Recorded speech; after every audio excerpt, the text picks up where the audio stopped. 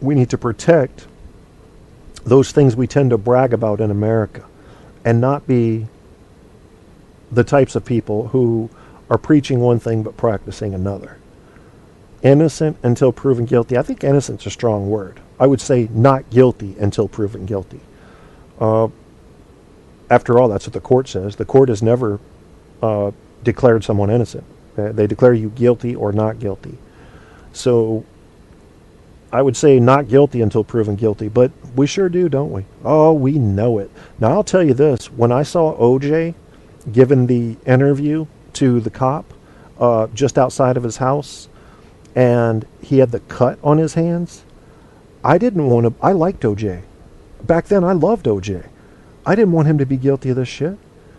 I didn't think it was possible that somebody that had such a successful life would want to murder somebody like that. But when I saw the cuts on his hands, on the outside, on the knuckles, I said, oh shit, I got a sinking feeling. Because to me, see, that wasn't me wanting him to be guilty and therefore throwing a label before I knew anything.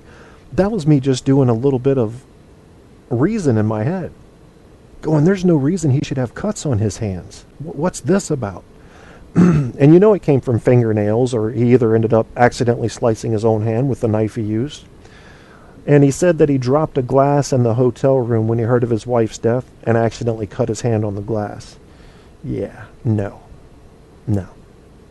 So I knew then, but you got to know for sure before you go labeling shit and putting out billboards and shit.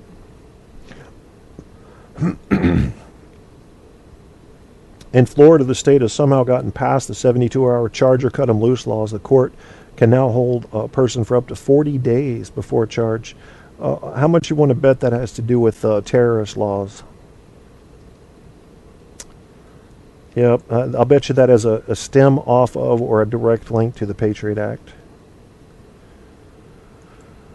You know, I want them to catch the bad guys too, y'all. I want them to catch all the terrorists, but we have to do everything we have to do to protect your rights as an American citizen. And people don't. They just, okay, if you're keeping me safe, I'll give up my rights.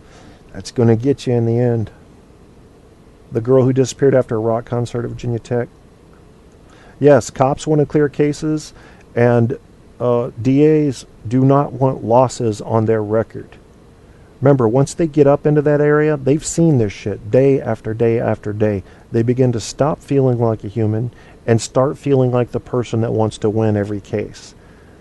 And suddenly, the truth becomes something that's not that important to them. What's important is that they get somebody in prison or on death row. They get their conviction. Maybe we should change the motivation. I think what's going to happen, guys, is truth detection technology is getting more and more reliable as the days go by.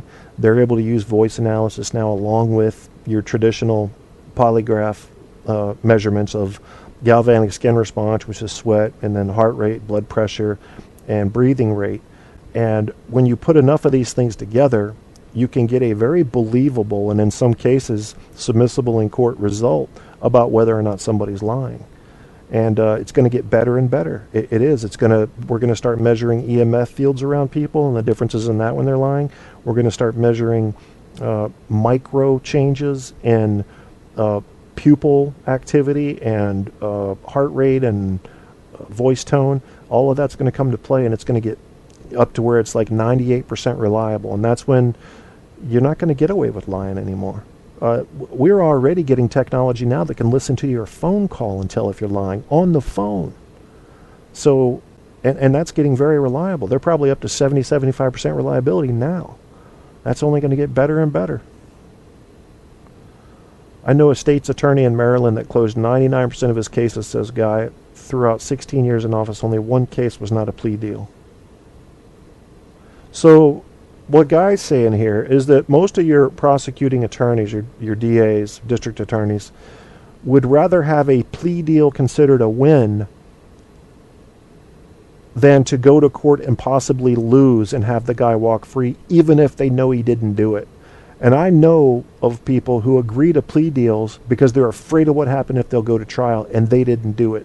Thank God for the Innocence Project, and unfortunately, the Innocence Project is probably about 1/1000th the size it needs to be. We need a huge force out there speaking for those that were wrongly convicted.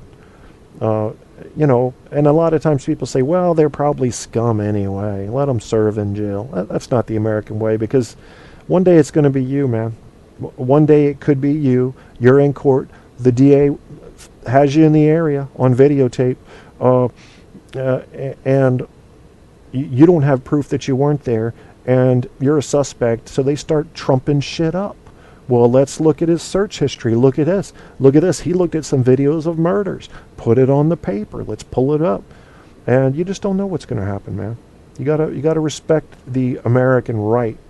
The American right to a speedy trial, the right to present his case, the right to an attorney and not a shit fuck attorney that handles 60 cases at once because they're court appointed. Somebody in the background like the Innocence Project that is looking out for what looks to be more of a conviction based on lack of evidence to prove innocence rather than the presence of evidence to prove guilt. Ridiculous shit going on. People being executed that were innocent of their crime, DNA later shows. That's unacceptable in America. If we're going to do that in America, then we're just as fucking barbaric as Pakistan. And no better. So what makes us better than Pakistan? Prove it. Prove it in the behavior legal system. Yeah. They want the win. They got to have the win.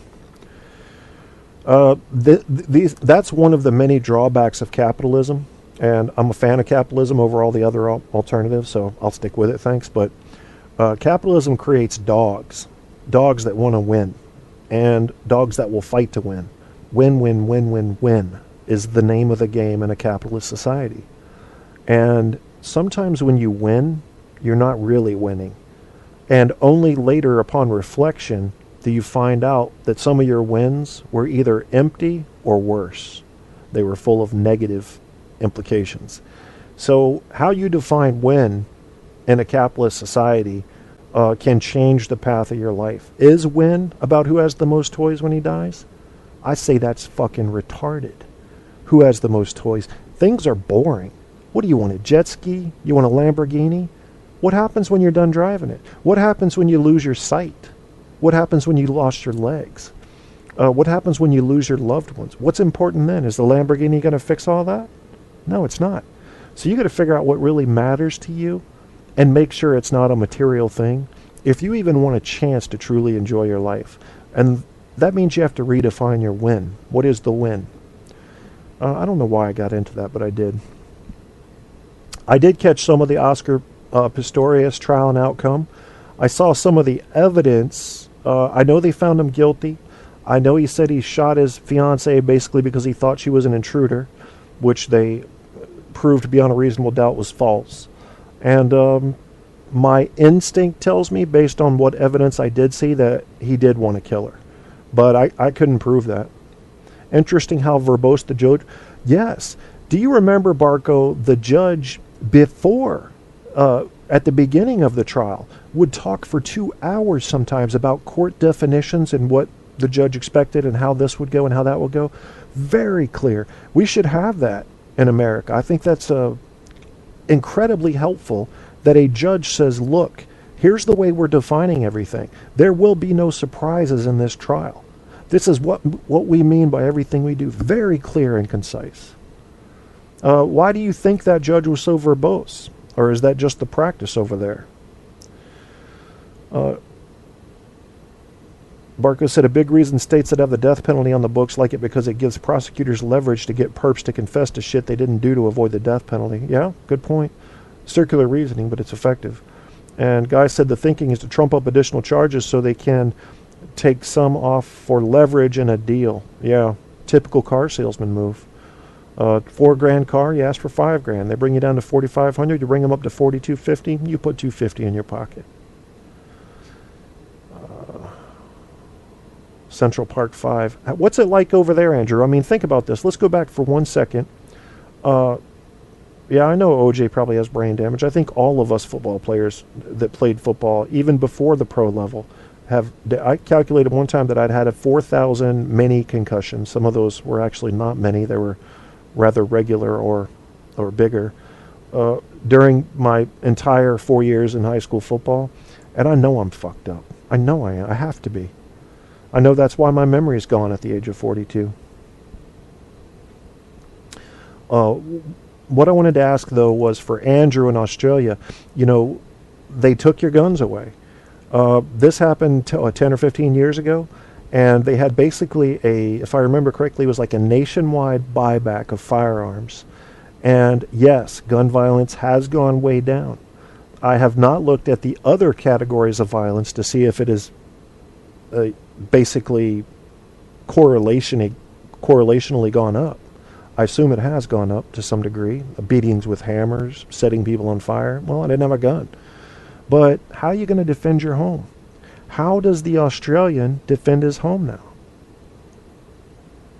I guess you just have to have a big knife. HTLA Radio 1 New York, Chris Crash Jesus up in the house. Charges, what about my slow ass 386? 386, if you have a 386, my friend, we need to get you into this century, not decade, century. Yeah, you're definitely doing some 20th century shit there.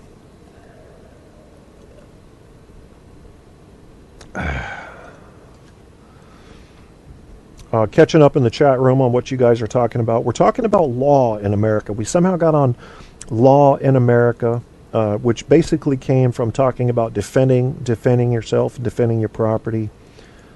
Barco says, I think that's how, I assume he means South African, South SA judicial system works. Interesting to compare, contrast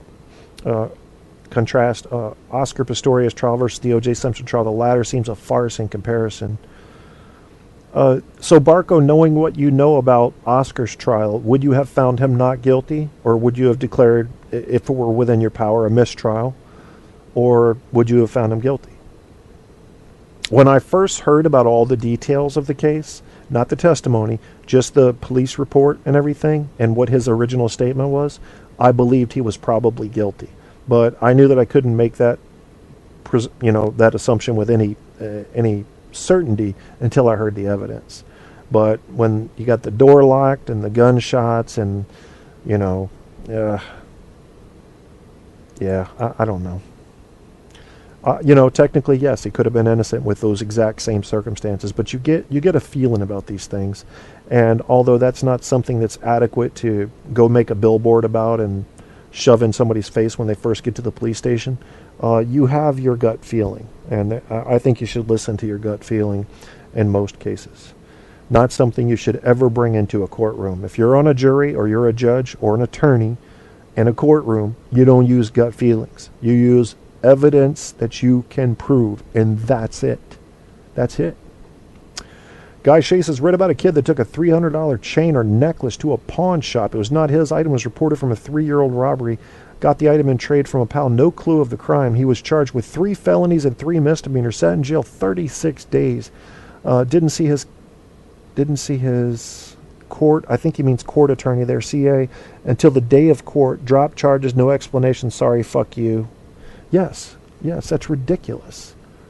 That's ridiculous that can happen in this country. And I'm not sure. Somebody's going to have to do the research for me, maybe. But I think that 40-day thing stems off of the Patriot Act, which, once you have a society scared, you can shove laws through like crazy regarding spying and security. Security versus freedom is a permanent tug of war in America, guys. A permanent tug of war. So you got to decide what you want more of, because when you want more of one, you're going to give up some of the other. It's quite a balancing act.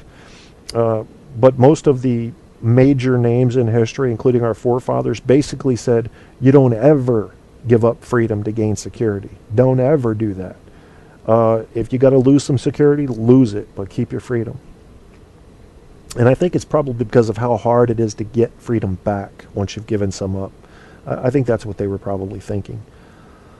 Oscar P. is guilty as fuck, Barco said. Same as OJ. Evidence did have holes, however. Andrew says black market stuff everywhere. An AK-47 for $350 in 2011. But again, I never said that. So, Andrew, without saying it, would you advise your fellow OC to go ahead and invest on